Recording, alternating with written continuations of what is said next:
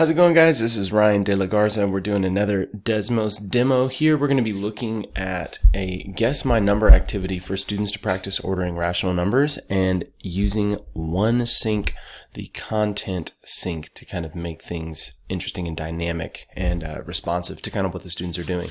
So let's dive in and see what's going on so we can see what we need to do to recreate it. So here tells us it's thinking of a number between -2 and 2, and we have a little sketch element with a number line that we can use to kind of visualize what's going on. So let's start and just guess with like -1. Okay, well I can see -1 is too low, so I'm going to say it's not there, and let's keep going. Let's do 0. Oh, 0 is too low as well. What about 0.5? No, 0.5 is too low as well. So I can see kind of it's responding. What if I did 2? Okay, well I can see 2 is too high. So now I can see some different responses coming in. So what if I go down? Aha, there we go.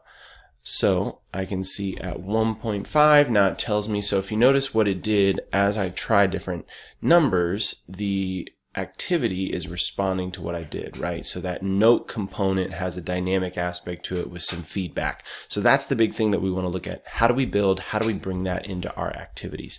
So let's scope it out. So if we go on to our second screen, I already have the number line built for us. So let's focus on the CL, what's happening in that computation layer. So we're going to add a note, label it note, note 2. And then I'm going to do an input. I'm going to label it input 2. Remember, I like to do 2s because I'm on slide 2. Helps me stay organized with things. So if we look into here, where we're going to make our content, we're going to bring it into our note computation layer. So first thing I'm going to do to start making things easier for myself. So we think about what the game was, right? Students are trying to guess what our number is. So the first thing we need to do is define what is our mystery number going to be. So I'm going to create a variable in, and I'm going to set that equal to my mystery number. So in for our number. And in this one, why don't we make it negative this time? So let's say it's going to be -2.5. Okay, so I have my number. That's going to be our mystery number. Now I want to say, well, students are going to guess a number, and I want that feedback to respond based on that. So I need to bring in my student's number from the input. So I'm going to create variable G is going to be their guess. And I'm going to do that by looking at input 2, and I'm going to take the numeric value of it. So what this line is saying is we're going to create a number G in our computation layer that looks at the student's input and takes its numeric value. So it tells the computation layer we're working with a number from input.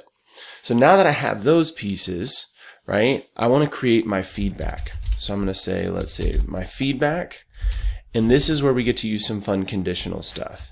So if you noticed, I had a too low, a too high, and a just right, right? So we did all kinds of different things, and it wasn't there when we didn't have anything going on. So really we have 4 different circumstances, right?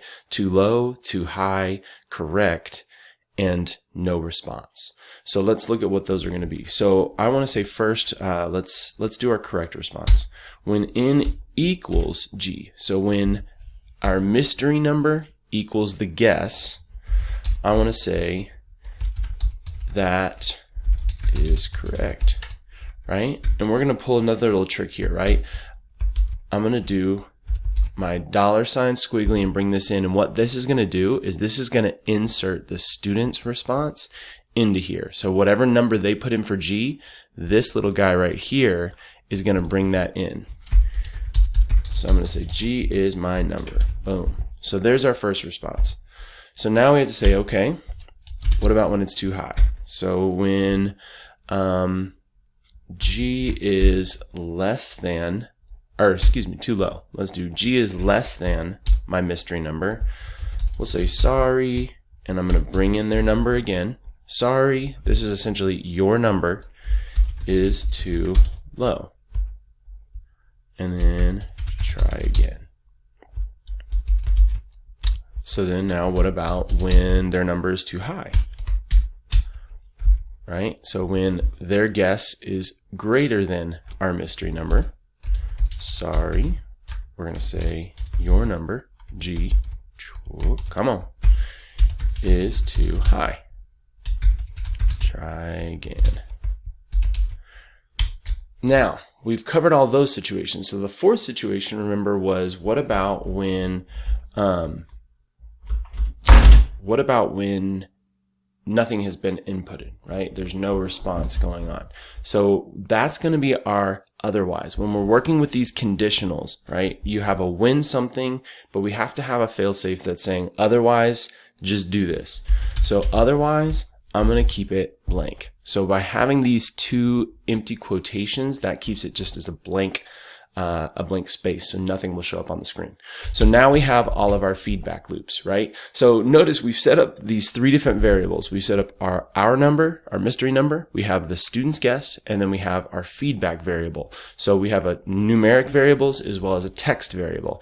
So now it's time to pull up our sync, our content sync. So what we want to do is we want to make content, and the content sync is very simple. It's just content and then text, right?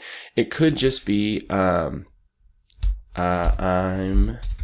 thinking of a number between -3 and 3, and I could just stop there.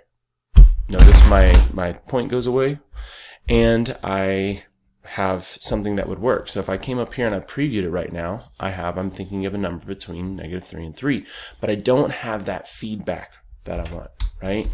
So we need to bring that feedback in. So what I'm going to do to bring that in is I'm going to use the same trick I did with bringing the student's number into the text. We're going to do that with our feedback. But I'm going to pull another trick here. \n creates a new line of text. So it's like the equivalent of doing enter. Now I could just actually do enter down there, but I like to keep it in one line. So I'll do, this is essentially a double enter. So it's going to give me a blank space and then a new space to start my line. And then I'm going to put my $feedback. So now it's going to create two new lines, and then I'm going to see that feedback appear. So let's check it out. I'm thinking a number between -3 and 3. Well, is it 2? Ooh, sorry, 2 is too high. Try again, right? And now I can interact with my activity just like we did in the previous one, right? -1 is too high. What about -3? Ooh, sorry, -3 is too low.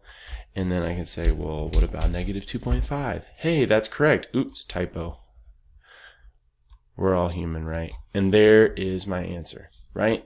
So that's the build real quick, right? So what we're doing here, so just to kind of review, we talked about the content sync, right? So I do that by creating text. So I wanted to make content for my note using the text that I provided, and then I wanted to offer feedback based on that student response, right? So this is how that all worked, right? That's the main sync that we used. Now we also talked about variables, right? So I had a numeric variable and I had a text variable. So first I made a variable named n, and that would be my mystery number. And then I wanted to make a variable named g, and that looked at our input component, which is our source, right?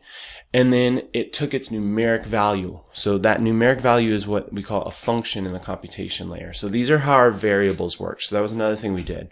And then finally we used a conditional statement. So we used our when and otherwise. So that's just saying when an event occurs, I want a result to be the value, and then otherwise I want another result, right? So I wanted to create a feedback text that would be one of 3 unique responses, correct, too low, and too high, based on whether that guess was less than, greater than, or equal to my mystery number, right? But then I wanted to say also, if there's not a guess inputted, I wanted that to be blank. And so that's kind of a rundown of what we did in the computation layer to make that whole activity. So that's how we take a note component and we make that dynamic with feedback. So thanks for watching, guys. If you have any questions, let me know. I'm going to put a link to these slides in the description so you can have access to those and check them out. Thanks for watching. Happy Desmosing.